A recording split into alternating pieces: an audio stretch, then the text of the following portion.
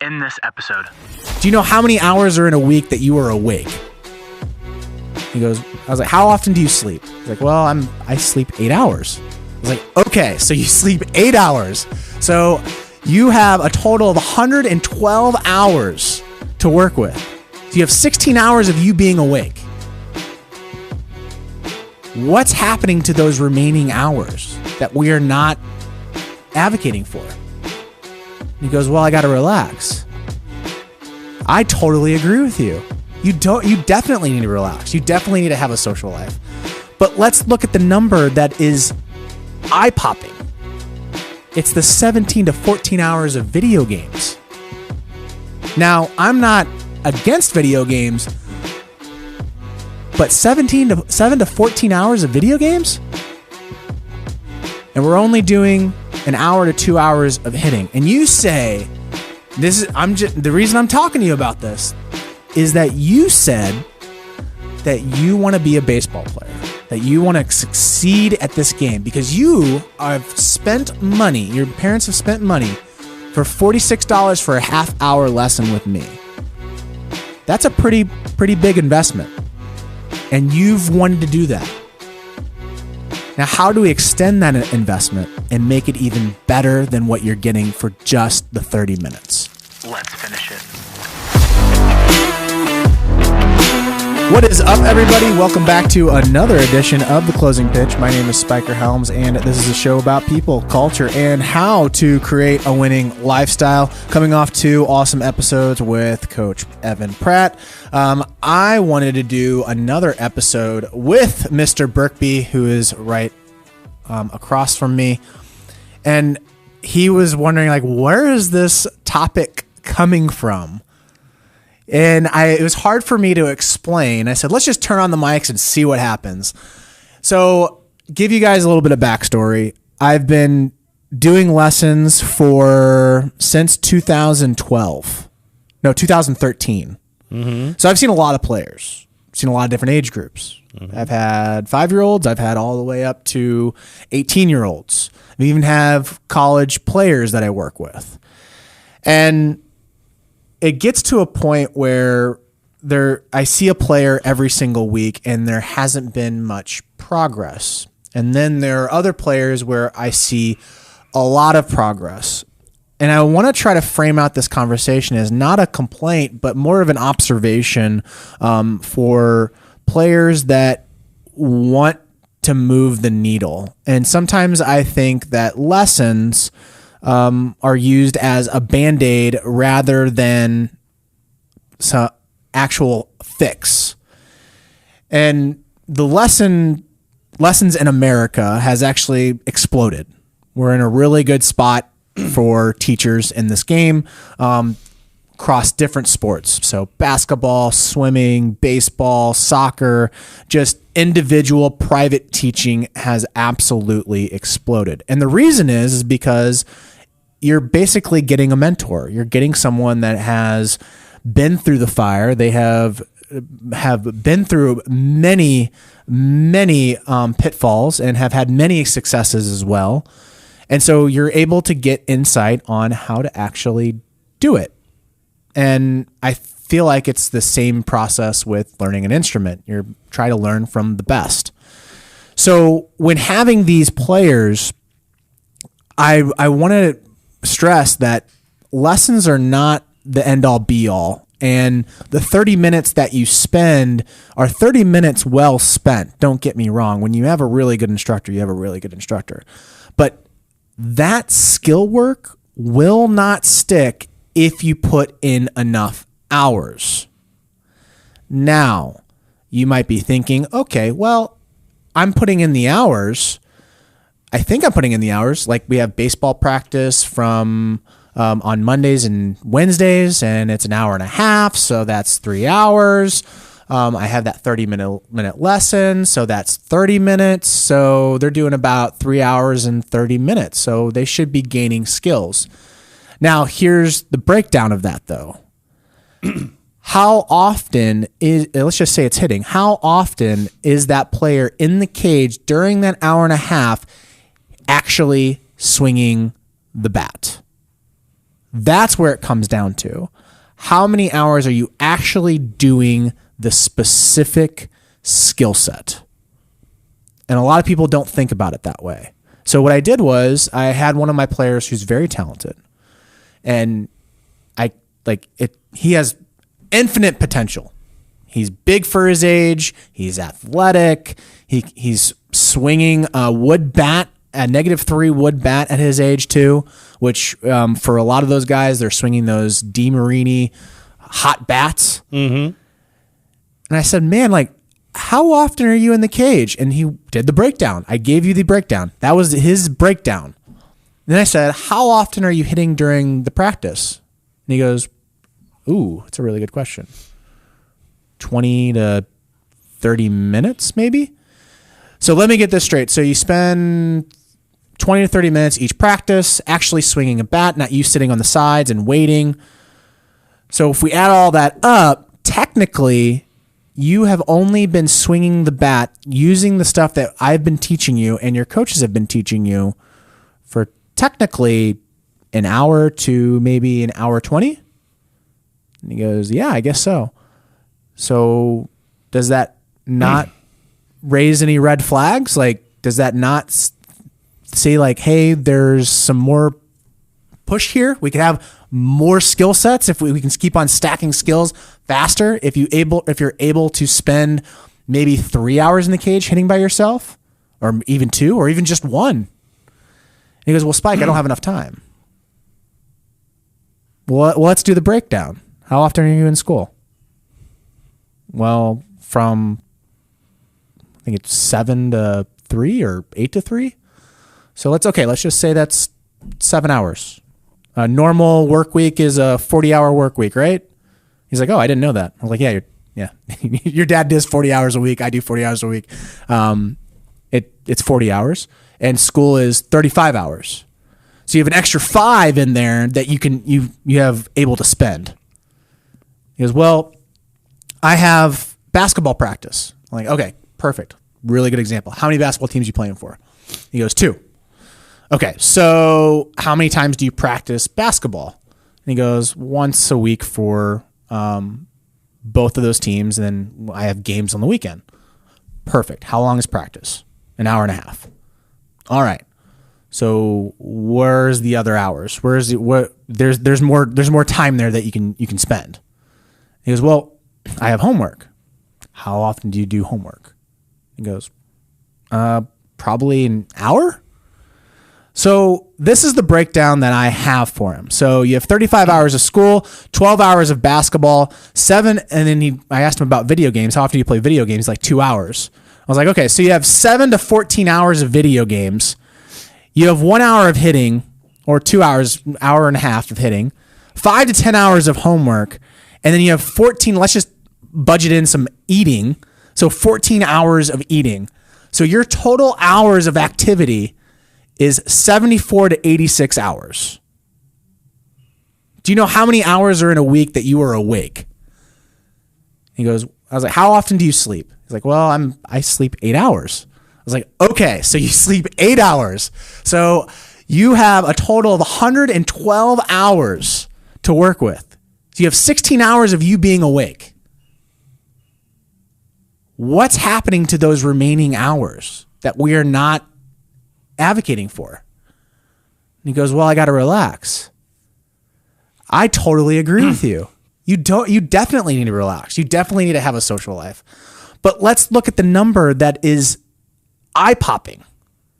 It's the 17 to 14 hours of video games.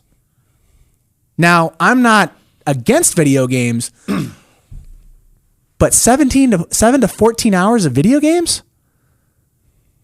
And we're only doing an hour to 2 hours of hitting. And you say, the reason I'm talking to you about this is that you said that you want to be a baseball player, that you want to succeed at this game because you have spent money, your parents have spent money for $46 for a half-hour lesson with me. That's a pretty big investment. And you've wanted to do that. Now, how do we extend that investment and make it even better than what you're getting for just the 30 minutes? How can we take $46 and make it into tenfold, 20-fold, 30-fold, that you're able to go out there and just dominate because you love this game. Now, if you don't love this game, you got to tell me right now, and you got to tell your parents right now, because there's some mixed signals here. Now, if you were just a player that came to me once and we yucked it up, I gave you a few advice, few tidbits, some tools, and I have those guys. I love those guys. But you're a guy that has been with me consistently, and you're only giving in an hour to 2 hours of time. What are we doing here? And his mind was absolutely just crazy. So I'm not saying that you need to be completely addicted to this game. I was addicted. I was completely addicted. I obsessed over the game. I would spend hours upon hours by myself just hitting off of a tee. Like Jaws literally would call me crazy when I was playing, because I'd be in the facility. I'd be there for like 2 hours. I'd take a break, go weight lift, and come back, and then I would be back at the tee again. You'd be like, "You're crazy." Now I'm not saying get to that level, but what I'm saying is let's expand the investment, because the parents are spending good money on these instructors, and I think that there's some room for these players to go and hit on their own, and they don't need a coach. They don't need an instructor. Now, you might say, well, it's too cold outside, or there's not enough cage space. You might be right, but you do have a basement, and there's nets on eBay that you can get for a fairly good price. So for me, it's a breakdown of the hours, no matter, and this is just not about baseball. This is about like what you want to do with your life. And I'm speaking to the players here, is that if you want to do video games, I'm totally cool with that, because there are a bunch of dudes out there that are making buku dollars on Twitch and they're just absolutely crushing it.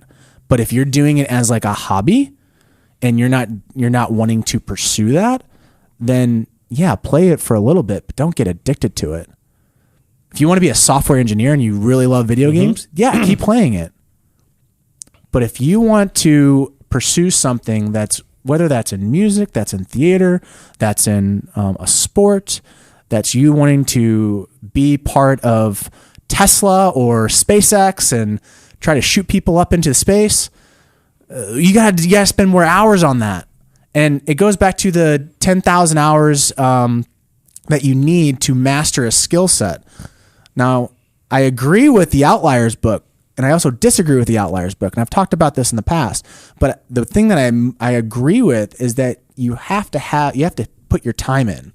It can't be one of those things where, oh, I jump in and I'm there. Just like the Joe Burrow conversation in the Super Bowl, where the reporter asked, what's the best advice that you can give young athletes? It's being less posting on social media about you working out and then not working out on your own in silence. Being a monk, where you're completely silent and you're working on your craft and trying to make sure that you are pursuing the thing that you want to pursue. Now, I just spoke for 15 minutes and Dave has not made a conversation, just literally staring into my eyeballs as I'm talking. What is your take on this? Is this hypothesis and this thought process right? Am I totally off my rails? Is it just me being the previous obsessed person that I am about the sport speaking? What's going on? I think I'd frame it this way. I would ask the player and the parent, what's your expectation? What do you want to be? Do you want, because I think every player has different expectations out of this. Is your expectation just to get involved in a sport? Okay, maybe the 30 minutes is. That's good. It's great. Totally You're overdoing it. It's fantastic. Is your expectation to make a team? Be a part of a team? And that's great. Cool. Maybe a little bit more, right? Maybe take that lesson, do a little bit more effort on it, okay? Is your expectation to be one of the best players on your team? Okay. Well, now we're talking about a little bit more time spent. Is your expectation to be one of the best players on the league that you're playing in? Whoa. Now we're talking about a lot more time. Okay, a lot more time spent on your craft at what you're doing. Is your expectation to be one of the best players in your school? Now we're talking about a lot more time. Is your expectation to be a guy who goes on to play in college professionally? Do you want to be a major league player? Now we're talking about an infinite amount of time. There's so many different ways to look at it. I get that question all the time, and I think that sometimes the expectations don't align with the time needed to actually make that happen and make that become a reality. We talk about, when we've seen it a bunch in the past of players coming every week for 30 minutes, and I have these conversations all the time. I try to start off every single lesson with, well, hey, talk to me about the last week since I've seen you. What have you done? Have you been throwing? I want to know, number one, is your arm ready to throw today? But I also want to know, were you working at the stuff that we talked about? Did you do anything in practice? Like what went good, what went bad? Did you work on your own? How did that go? So that can give me a lot of answers as to what we should be working on today as well. I get a lot of answers, and even this time of the year in February where you're ramping up for the year and you're ready to be playing games in a month, I didn't really do anything. And that's okay. Probably not great from my standpoint, but well, then our expectation shouldn't be to make huge jumps. We're probably going to talk about the same things, which you in turn as a player are probably not going to like. Because in your mind, we should be progressing. We should be going on to something new. We should be making massive gains. I should be throwing 3 miles per hour harder. I should be doing this different, whatever. But the reality is you won't. You haven't really, you've gained 30 minutes in 1 week from your math breakdown. You've gained 30 minutes. And that's better than 0 minutes, better than 29 minutes. But that's all. Now, if you say, I took the information that you gave me last week, Coach, and I went in my basement and I worked on it. And, we were talking about, for example, keeping my front foot closed on my swing or whatever it might be, because I open up and I really worked at that. Every night I went home and I hit 100 balls off the tee and I worked on that specific thing. And I'll be like, great, let's see how it looks. And boom, you got it fixed. Awesome. Guess what we get to do now as instructors? Progress. We get to move on to the next topic. It's an evolution. It's a constant evolution. There's never an end in sight. I've never once gotten to a player and been like, you've done it. You've completed everything I possibly have for you. And now there's nothing else I can possibly say to you because you are the most complete baseball player ever created, and there's nobody that's better than you. That will never happen. But we get to keep progressing. We get to keep adding on. The players who are the self-starters, and again, it's to me, we go back to this. Not every player has to be that way. There's so many different experiences in this game. Sometimes just making your 12U team and building friendships and having that seasonal experience is all that player needs, and all that family needs or wants. And that's great. Let's get you there. But if the expectation is to get further than that, then I think it's understandable that the player needs to understand the time that's needed to get those goals, to obtain those goals. So I think it's just understanding that.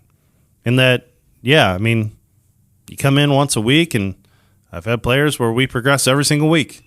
And in 1 year, 2 years, 3 years down the road, they are just completely different individuals.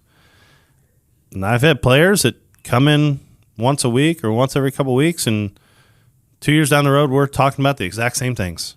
That's okay, too, if you're understanding that that's what we're going to do. And it's just, what are your expectations out of this? And I think it's also understanding the services that are involved when it comes to youth sports and teaching. I think from a season standpoint, being able to learn from a coach, especially a dad figure, is super important. I also think that baseball camps are extremely important because it's more of a group setting and you're playing the game and there's going to be some type of teaching. But with private lessons, that's the most interesting service out of all of them, because it's a one-on-one intimate session where it's just literally, I have to literally be on my game for 30 minutes straight. I can't be off my game for 30 minutes. And that's back to back to back to back to back to back to back. So I have to teach I have to have a continuous conversation for if I have 4 hours of lessons, it's 4 hours of continuous conversation. Now, with a player, I think the question is, what's the player really need? Is it more of an introductory? Then yeah, camps and group sessions are perfect. If it's for a lesson, maybe it's to see if they do like lessons. But I think the ones that I'm concerned about is also the ones that have continuous lessons over and over and over again, and they get frustrated. That's where this podcast really stems from. This episode is the guys that are super frustrated that they're not progressing, and they've seen an instructor over and over and over and over again. The instructor can only provide information, and they can point out certain areas of mechanical flaws. But at the end of the day, it comes down to the driver, and the player's the horse. They're the horse and the driver. The coach is literally just the mentor. He's the consultant. I can take you to water, but you got to be able to drink that water. Well, that's what I try to impress upon that to the players and the parents specifically all the time, is that this 30-minute lesson or this practice or whatever we're going on, it means absolutely nothing if you don't understand why we're doing it. If you cannot verbatim respond back to me as to why this mechanical adjustment or this drill or why we're doing something different is going to benefit you, then it's a waste of time. It really is. Because there's no way then once you leave that lesson and you so-called go work on it on yourself, there's no way you can actually do it right. You won't understand it. You'll just go back to doing all the same things that you used to do because it's habit. You have to understand, you're correct. You're paying for that person's individual experiences and knowledge. So now that person, like for me and you, we have 10 plus years of coaching underneath our belts. We have 20 years of playing underneath our belts.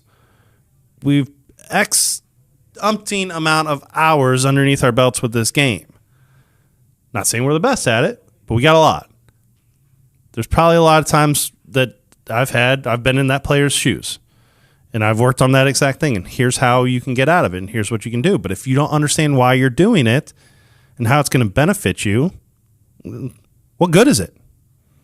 That's the player you're talking about that continuously shows up and we're talking about the same thing, because I guarantee you don't understand it. There's no chance you understand it. And you can tell from a player that really is engulfing the information is if I'm able to ask a simple idea like, hey, I've explained this drill. I explained it 3 or 4 times. And then I'm like, all right, let's do this drill. And they're like, oh, what's that drill? That's when I know that the player wants just reps. He just wants to hit. That's all he wants to do. And that's when I start talking to the parents like, hey, use me once every month. Use me once every 2 months. But he just wants to hit. He just wants to get in the cage, throw a ball in the machine, and hit. And which is awesome. That's what you need to be doing. You need to be playing this game consistently. And you being able to get as many reps as you can in front of a machine or in front of a person throwing or doing soft toss, doing whatever, that's what they want. They want to see what the ball's doing. Yeah. That's the initial reaction that they want. Then as they start getting more reps, that's when they're going to get more interested. Like, how do I hit it farther? How do I hit it harder? That's where the instructor comes in. So I think this is also an episode for instructors too, is recognize what players you have. And if you're saying a drill and you've said it 3 or 4 times and you say, hey, we're going to do open face today, and that player doesn't know what open face is, that's a They're direct, not applying it, that's a direct signal of talk to the parents and say, hey, I love your kid, but he just wants to be in the cage and hit. And I think you spending $46 for 30 minutes, I think you could get a cage for half the price and just put balls in the machine, and that's all he wants. He wants to hit, and he wants to get your reaction. He wants to see like, hey, did my dad like that? Did my mom like that? What'd you think of me doing this? That's what he wants or she wants. Yeah, for me personally, I can always tell when a player's into it and when a player's actually taking the information and running with it. And this is always on a different time frame because some some adjustments are either easier than others, but I can always tell when that player comes back to me after performing the issue wrong again and goes, oh, I felt that. Yep, oh, that's 100%. I got it. Because you now know that player's done 100, 200, 1,000 reps focusing on that one feeling of change, and now they understand that, oh, that's the issue again. That's when they make the change. And then they do that over and over and over. And you don't get to that point of curiosity without experiencing a lot of swings or experiencing the thing. Like, example, you have to have it introductory. So I always think about it as instruments. So the best thing that has happened when I was younger was I was introduced to, do you remember the recorders that they give you? You never had a recorder? Maybe, I don't know. It's like a little flute thing. Oh, yeah. No, everyone had it, yeah. So that introduced me to instruments, and I had no idea what I was doing. And it was only like 3 little buttons. Yep. And it was cool because I could make some sounds off of it, and I would play with that thing all the time. Sure. And then it got me into when the band came available for my grade school. I was all in. I was like, I want to do an instrument. I just want to do it. I sucked at instruments, by the way. I'm not very good, but it got me introduced to it. And then I wanted private lessons from that. But it wasn't until I started playing with my saxophone and seeing what I could do with it, going to the classes and the group sessions that we had at school. And then finally, one day I said to my mom, I was like, hey, I want to do some private lessons. I want to learn how to do this thing a little bit more. And then I kind of got tailored away from it. And then that's what life is. But I think that's a really good example of, from the sports side, is that you got to put in those minutes and those hours and get introduced to the game, and then go to group sessions, and then do it on your own with your own family or your friends, and then start adding in that private instructor. That's where I think that it benefits the person the most. Well, and I'll stop beating the same drum, but it also comes down to the communication from the parent and the player with each other of what is our expectation of this. Just don't go blindly into it. I mean, that's not bad. There's nothing bad about going out and trying lessons or going out and trying to find a person of expertise and get information from. There's nothing wrong with that. What's wrong with doing that over and over and over again is if the expectations don't align with the work ethic. That's where I think the problem falls, because then you're going to be angry at the instructor. You're going to be angry as a player because you're not getting the expected results that you think that 30-minute, that hour, that practice should produce. Because the last thing for really good instructors is they don't want you to waste your money, and they're not going to suck you in and just keep trying to. Because it's not fun for them. No, it's not. Trust me, it's not. It's not worth the money you make on it. Yep. To have a player or a parent who's either A, disinterested in being there, or B, has false expectations of what that should produce. Because then there's no way I can there's no way I can say or promise that, hey, because of this lesson, you're going 5 for 10 this weekend, big guy. This is going to happen for you. There's no way I can say that. If I could, trust me, I'll charge a lot more. I promise. We should just start a prediction business where we just say, yeah, you're doing bat flips all weekend when you're going 5 for 10 with 3 jacks. It's just like there's no way I can do it. And if you, by the way, if you hear that, that's a snake oil guy. That doesn't exist. So lay out the expectations, understand what you're doing it for, and if it's just to get involved in the game, great. If it's to become, the stud on the team, great. If it's to become a guy who's going to play in the next level, great. But understand there's a progression to this thing. There's just make sure your expectations align with the time you're putting in. Guys, that's this episode of The Closing Pitch. Dave, do you want to give them the big announcement? What's happening this summer? Oh, now us coaching again together? There's going to be the hotel tour? There's going to be more Holiday Inn episodes coming in the future. Yeah, we're back on the hotel tour. So. Yeah. I might just bring the podcasting equipment with us. I think I'm going to get a big bag and then carry it in, and then we can just, instead of us holding the mics, get another camera for us. It's going to be great. Absolutely. Make sure the acoustics is right in the Holiday Inn. So yeah, we'll have to ask for that specialty room that they have, right? Yeah. I actually think they have, like, each hotel room has their own podcasting room for just in case the podcasting crew comes in. It'll be fun. All right, guys. Well, if you're in Indianapolis, Atlanta, or Kansas City, we will be in those towns this summer. So if we want to do a live session in the hotel lobby, come on down. Just come on down and we'll make it happen. We'll bring an extra mic. Yeah, we'll bring an extra mic. Maybe have a guest appearance or two. That'd be fun. There it is. All right, guys. That's this episode of The Closing Pitch. Please give us a 5-star review. I'm still tailoring with like the idea of like doing a new introductory song.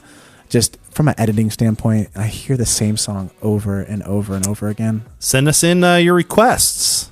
Let us know. Let us know if you want a new song and if you want one. What happens if they choose like a children's song? Then there it is. That's what we got to live with for the next 20 episodes. All right, guys. We will catch you later. See you guys.